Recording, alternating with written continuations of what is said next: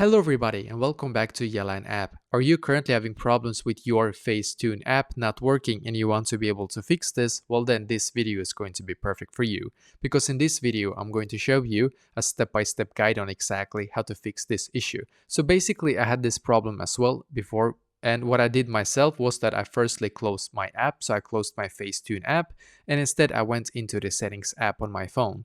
And now on my settings app, what I did firstly was that I scrolled down in here and then I clicked on general. So I clicked on general firstly, I scrolled down in here and then I clicked on storage. And as you can see, you should now be taken to a page very similar to this, which is great. Now scroll up like this in here, search for Facetune and click on the app, and then very simple, you're just going to click firstly on offload app and once again click on offload app in here.